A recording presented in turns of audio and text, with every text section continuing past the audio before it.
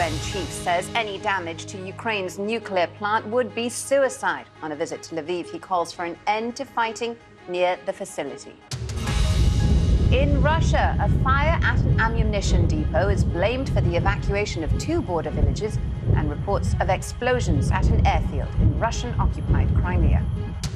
Well, moving now to another story for you today, and that's of a Russian rapper and restaurateur have joined forces to reopen a chain of coffee shops with a rather familiar name. You might recognize it. Stars, due to open today, is the rebranded version of the US chain Starbucks.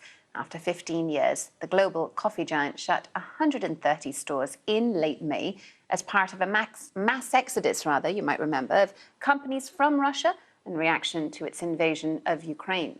Fans of Starbucks will surely recognize the similarities between the old and new looks. Hard to miss, I think, with the new owners saying they sought to find some continuity for customers. Indeed. And we start in Ukraine, where the UN Secretary General, who's in the country, said he was gravely concerned about nuclear safety. After talks with President Zelensky, Antonio Guterres said the Zaporizhzhia nuclear power plant, seized by Russia, must not be a target for military operations. Turkey's President Erdogan, who was also at the meeting, warned of the danger of another Chernobyl. Our Ukraine correspondent James Waterhouse reports.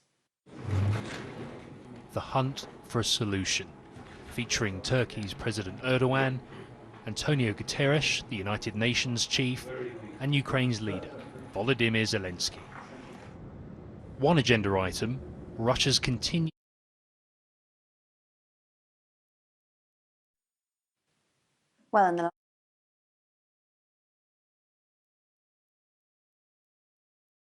This is BBC News. It's Newsday.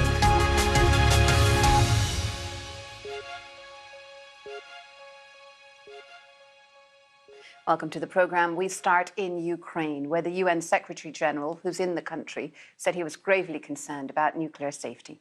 After talks with President Zelensky, Antonio Guterres said the Zaporizhzhia nuclear power plant, seized by Russia, must not be a target for military operations. Turkey's President Erdogan, who was also at the meeting, warned of the danger of another Chernobyl. Our Ukraine correspondent James Waterhouse reports. The hunt for a solution, featuring Turkey's President Erdogan, Antonio Guterres, the United Nations chief, and Ukraine's leader, Volodymyr Zelensky. One agenda item, Russia's continued occupation of the Zaporizhzhia nuclear power plant. There were repeated calls for a demilitarization zone and for international inspectors to be let in. Moscow has continually refused, but Ukraine is practicing for a worst-case scenario.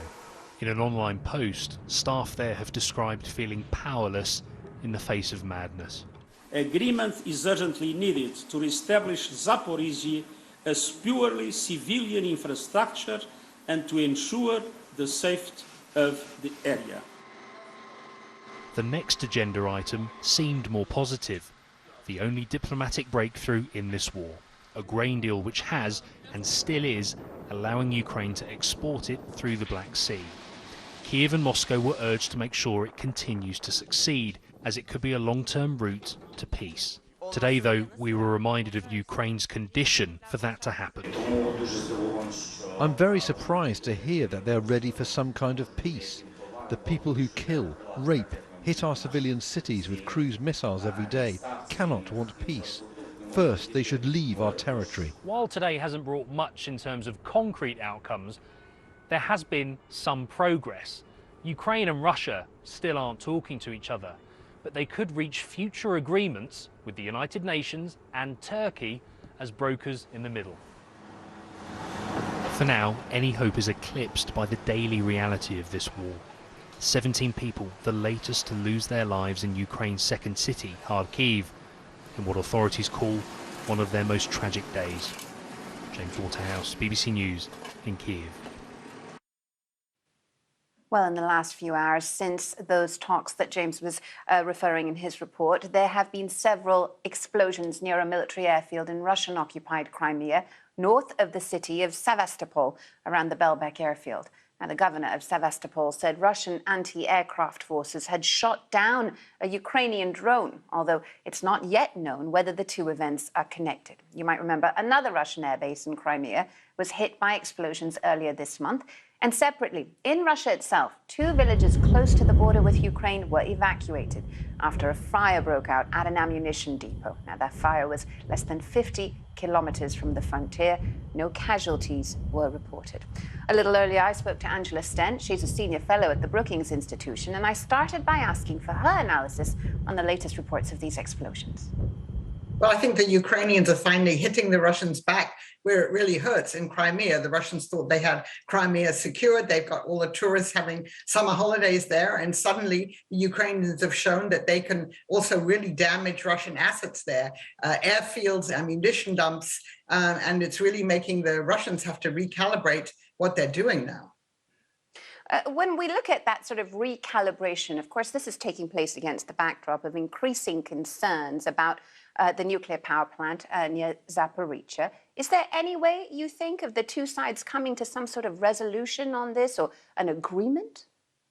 Well, I wish there were. I mean, the Russians have recklessly used this nuclear power plant, the largest one in Europe, as a military base. And they're firing from the nuclear power plant out into Ukraine. And of course, the Ukrainians really can't fire back because they would risk, a major nuclear explosion. So it's a form of blackmail. But so far, as your report said, the Russians have refused to let the International Atomic Energy Agency inspect there and talk to them.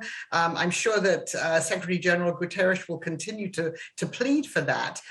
Let's just take a step back, shall we, in terms of how this has changed the global shift in power dynamics, and particularly looking at Russia's sphere of influence, an area I know that you're well versed with, I should say. So how do you think that's changed?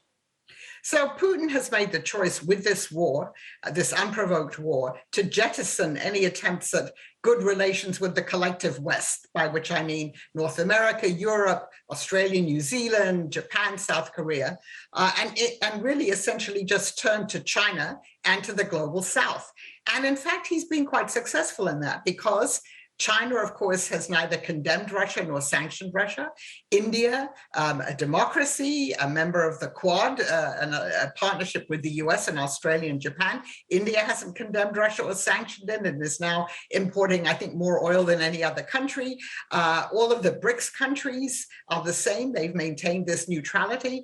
And many countries in the Middle East, in Africa, and even in Latin America, even Mexico, a major trade partner of the US. So they're all taking a stance where they won't condemn Russia. They are neutral. And so we see a new sort of power blocks emerging from this.